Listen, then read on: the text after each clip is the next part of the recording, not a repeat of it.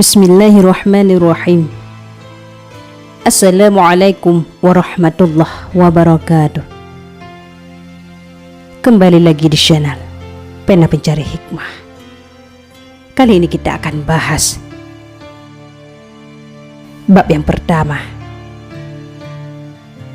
Kitab Tanbihul Ghafilin, dahsyatnya kematian, dahsyatnya proses sakratul maut. Jangan lupa sukai video ini, komen, dan berlangganan, serta bagikan video ini agar bermanfaat bagi semua.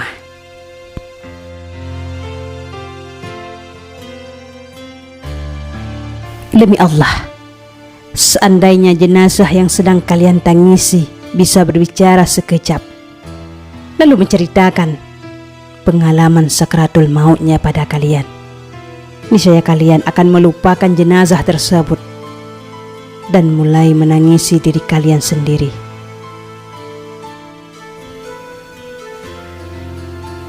Abu Lis meriwayatkan dengan sanadnya dari Anas bin Malik radhiyallahu anhu. Ia berkata, Nabi Muhammad SAW bersabda, siapa yang suka bertemu kepada Allah, maka Allah suka menerimanya, dan siapa yang tidak suka bertemu kepada Allah, Allah juga tidak suka menerimanya. Seseorang mukmin bila dalam sakratul maut mendapat kabar gembira bahwa ia diridhai Allah Subhanahu wa Ta'ala dan akan mendapat surga, maka ia lebih suka segera mati daripada terus hidup.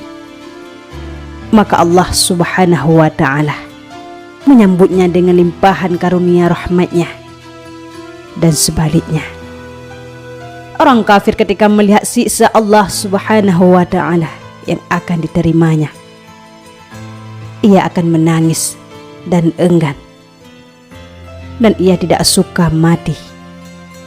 Allah Subhanahu wa Ta'ala juga menjauhkannya dari rahmat dan akan menyiksanya.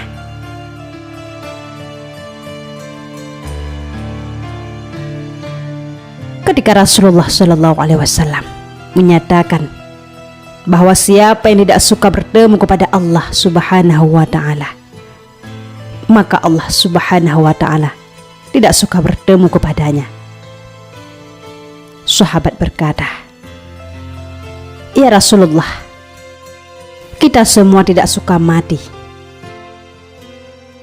Jawab Rasulullah SAW, bukan itu, tetapi seorang mukmin bila akan mati, datang malaikat yang membawa kabar gembira kepadanya apa yang akan dijanjikan oleh Allah Subhanahu wa Ta'ala.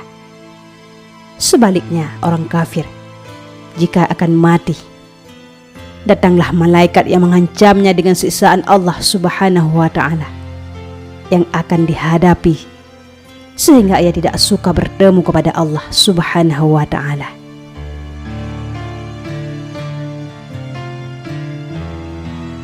Kemudian Nabi Muhammad SAW menceritakan, terjadi serombongan Bani Israel keluar sehingga sampai di perkuburan.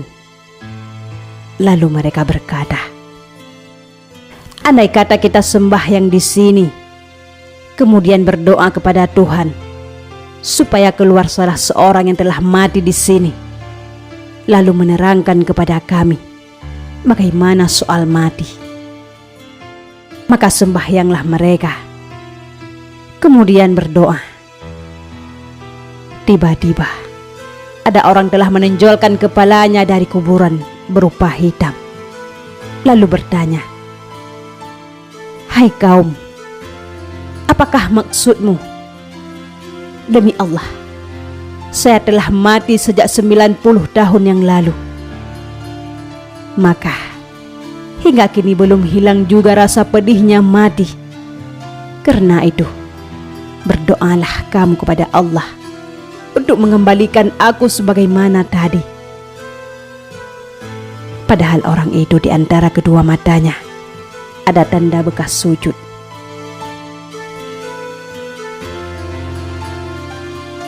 Abu Lis berkata, Siapa yang yakin akan mati, maka seharusnya bersiap sedia menghadapinya dengan melakukan amal yang saleh dan meninggalkan amal kejahatan. Sebab ia tidak mengetahui bilakah datangnya mati itu kepadanya. Sedang Nabi Muhammad SAW telah menerangkan pada umatnya supaya mereka benar-benar bersiap-siap untuk menghadapinya,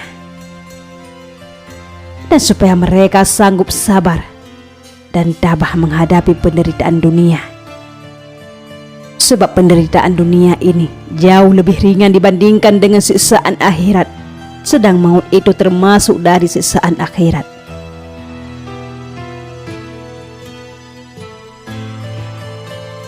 Abdullah bin Miswar Al-Hashimi berkata, seorang datang kepada Nabi Muhammad SAW dan berkata,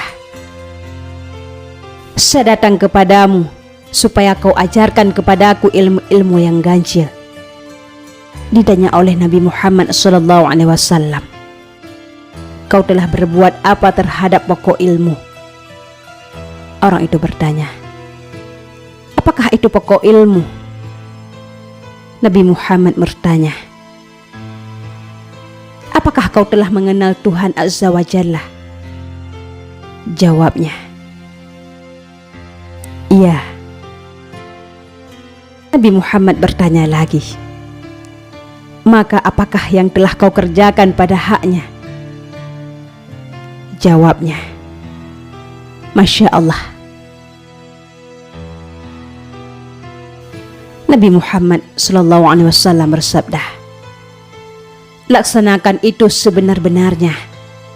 Kemudian kamu kembali untuk saya ajarkan kepadamu ilmu yang ganjil-ganjil. Kemudian setelah beberapa tahun ia datang kembali. Maka Nabi Muhammad SAW bersabda kepadanya, letakkan tanganmu di dadamu. Maka apa yang kau tidak suka untuk dirimu, jangan kau lakukan terhadap saudaramu sesama muslim. Dan yang kau suka untuk dirimu, lakukanlah sedemikian terhadap saudaramu sesama muslim. Dan ini termasuk dari ilmu-ilmu yang ganjil. Nabi Muhammad SAW menjelaskan bahwa persiapan untuk maut itu termasuk pokok dari ilmu. Karena itu harus diutamakan sebelum lain-lainnya.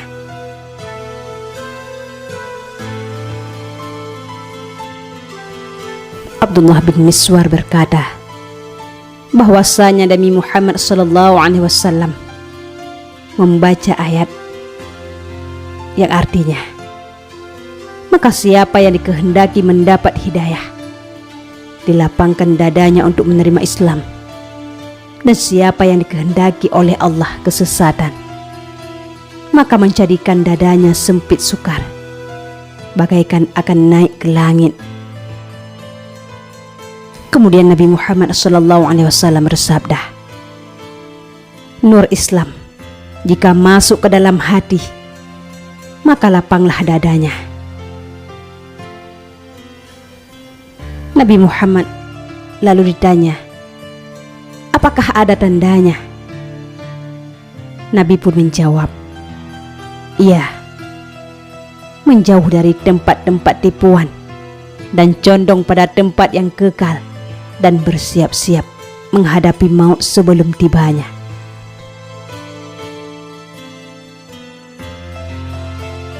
Ja'fan bin Barkan dari Maimun bin Muhran berkata bahwasanya Nabi Muhammad SAW ketika menasihati seseorang bersabda yang bermaksud, pergunakanlah 5 sebelum tibanya 5. Mudamu sebelum tuamu, sihatmu sebelum sakitmu, kelapangan sebelum sibukmu, kayamu sebelum kekuranganmu, dan hidupmu sebelum matimu.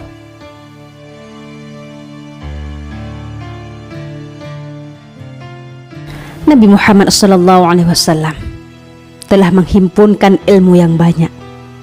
Sebab seseorang dewasa akan dapat berbuat apa yang tidak dapat dilakukan sesudah tua.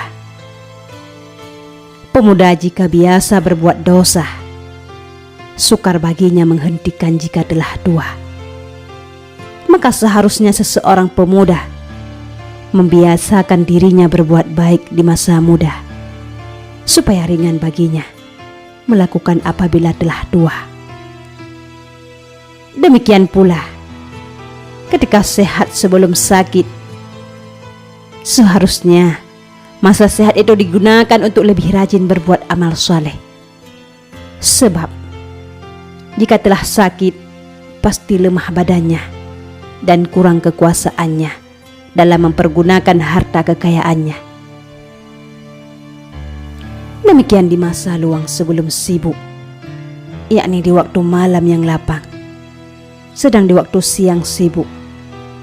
Karena itu hendaklah sembahyang malam dan puasa siang, terutama di musim dingin, sebagaimana sabda Nabi Muhammad SAW.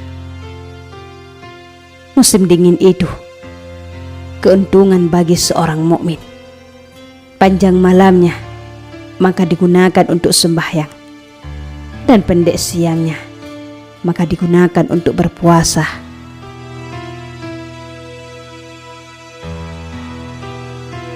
Malam itu panjang, maka jangan kau singkat dengan tidurmu. Dan siang itu terang, maka jangan kau gelapkan dengan dosa-dosamu.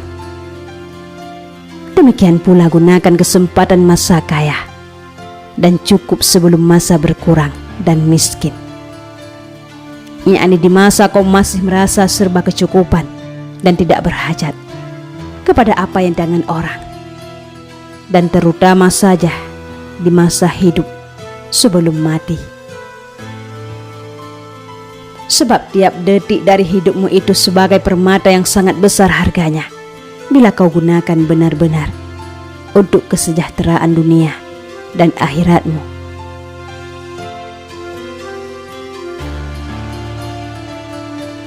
Ali bin Abi Thalib radhiyallahu anhu ia berkata, Nabi Muhammad melihat malaikat maut di dekat kepala seorang sahabat Ansar. Maka Nabi Muhammad berkata kepadanya, kasihanilah sahabatku karena ia seorang mukmin.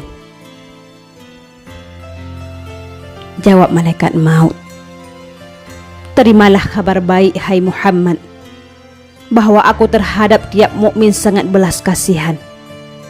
Demi Allah, ya Muhammad, aku mencabut roh seorang anak Adam. Maka bila ada orang menjerit dari keluarganya, aku katakan, mengapa menjerit? Demi Allah, kami tidak berbuat aniaya dan tidak mendahului ajalnya. Maka kami tidak ada salah dalam mencabut rohnya. Maka bila kamu rela dengan hukum Allah, kamu mendapat pahala. Dan jika kamu murka dan mengeluh, kamu berdosa. Dan kamu usah mencela kami, sebab masih akan kembali. Maka berhati-hatilah kamu. Dan tiada penduduk rumah batu atau bambu, kain bulu di darat atau laut, melainkan aku perhatikan wajahnya tiap kali 5 kali. Demi Allah ya Muhammad, andaikan aku akan mencabut roh nyamuk, tiada dapat, kecuali bila mendapat perintah Allah Subhanahu wa ta'ala untuk mencabutnya.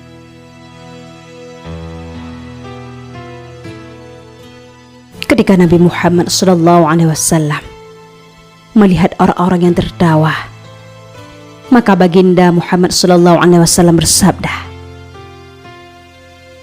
andaikan kamu banyak ingat mati yang menghapuskan kelezatan, niscaya kamu tidak sempat sedemikian.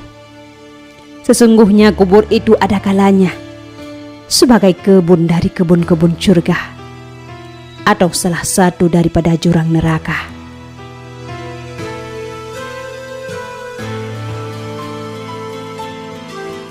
Umar radhiyallahu anhu Ia berkata kepada Ka'ab, "Terangkanlah kepada kami, ya Ka'ab, tentang maut." Ka'ab pun berkata,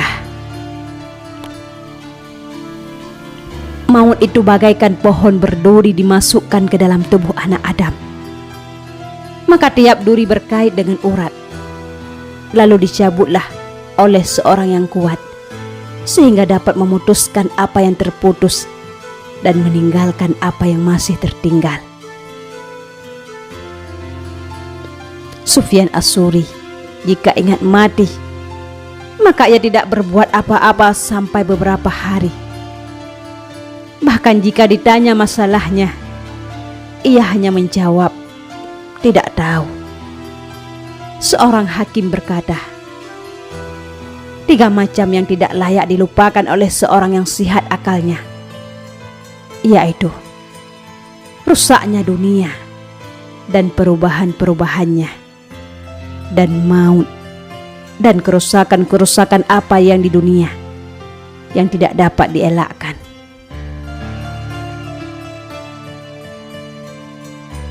Abdullah bin Amr bin Al-As, ia pernah berkata, "Ayahku sering berkata, saya heran kepada orang yang sihat akalnya dan lidahnya. Ketika dihinggapi maut, mengapa tidak suka menerangkan sifat maut itu?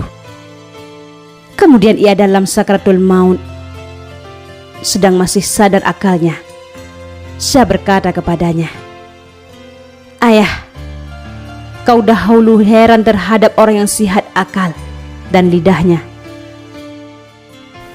Mengapa tidak menceritakan tentang hal maut?' Amru menjawab,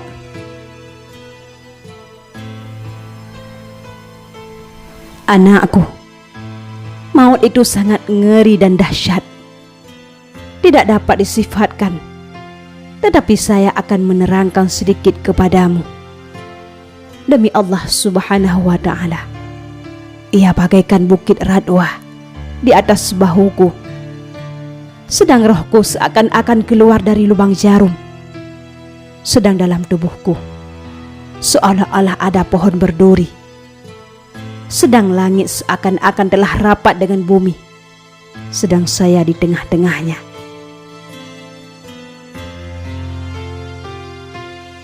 Hai putraku, sebenarnya aku telah mengalami 3 masa. Pertama, saya kafir dan berusaha benar untuk membunuh Nabi Muhammad SAW. Maka alangkah celaka diriku sekiranya aku mati pada masa itu. Kedua, kemudian aku mendapat hidayah sehingga masuk Islam dan sangat cinta pada Nabi Muhammad SAW, sehingga saya selalu diangkat menjadi pemimpin pasukan yang dikirimnya. Alangkah bahagianya sekiranya saya mati ketika itu. Niscaya saya akan mendapat berdoa restu dari Muhammad SAW. Ketiga, kami sibuk dengan urusan dunia. Karena itu saya tidak ketahui bagaimana keadaanku di sisi Allah Subhanahu wa ta'ala." Abdullah berkata, "Maka saya tidak bangun dari tempatnya sehingga mati di saat itu."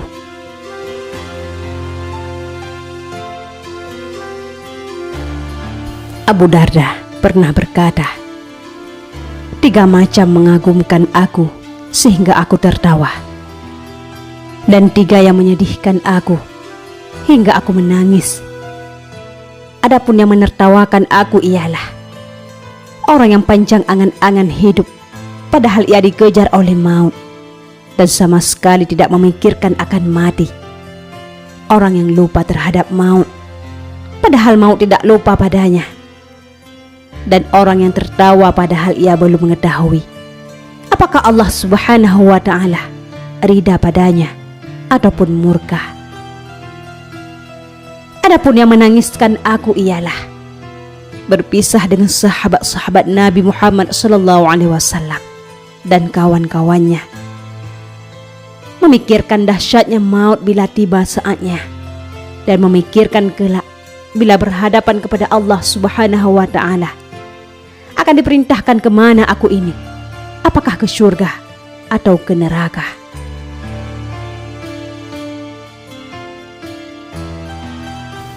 Abu Hamid berkata, siapa yang sering ingat mati, maka dimuliakan dengan 3 macam. Segeralah bertaubat dan terima terhadap rezeki dan tangkas dalam beribadat.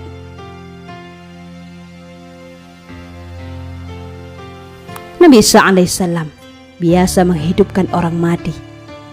Maka ditegur oleh orang kafir dengan berkata, kau hanya dapat menghidupkan orang yang baru mati. Kemungkinan belum mati benar-benar orang itu.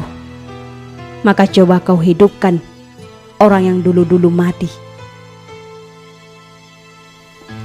Nabi Isa pun alaihissalam berkata, kamu pilih sendiri siapa yang kamu minta saya hidupkan. Mereka berkata, hidupkan Sam bin Nuh alaihissalam. Lalu Nabi Isa alaihissalam pergi ke kuburnya, dan di sana didirikan sembahyang 2 rakaat dan berdoa kepada Allah Subhanahu wa taala. Maka Allah menghidupkan Sam bin Nuh alaihissalam dalam keadaan rambut dan janggutnya telah putih. Maka ditanya oleh Nabi Isa alaihissalam, mengapa kamu berubah, padahal pada waktu kamu mati dahulu belum ada uban? Jawab Sam bin Nuh, ketika aku dengar panggilan untuk keluar, aku kira hari kiamat. Karena itu rambutku langsung menjadi putih karena ketakutan. Lalu ditanya lagi, berapa lama kamu mati? Jawab Sam, sejak 4000 tahun yang lalu, dan belum hilang rasa pedihnya maut.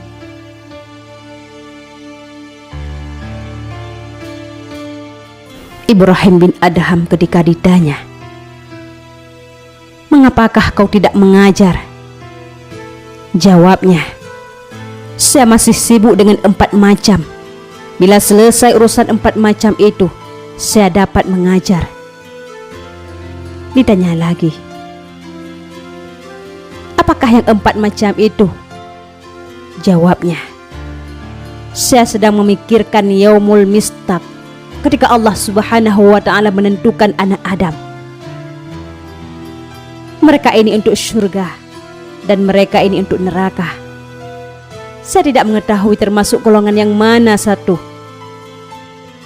Saya juga memikirkan kejadian manusia ketika di perut ibunya, ketika akan diberi roh dan malaikat disuruh mencatat untung atau cilaka. Saya pun tidak mengetahui dari golongan manakah saya.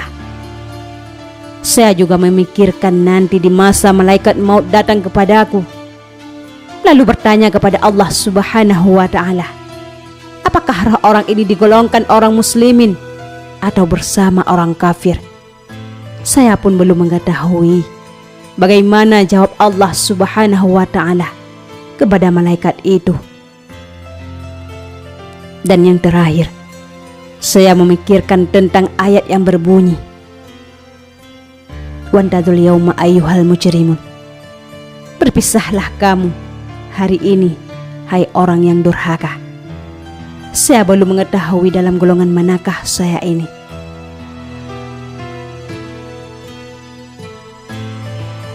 Nabi Muhammad SAW pernah berkata, kabar gembira itu terdapat dalam 5 bentuk.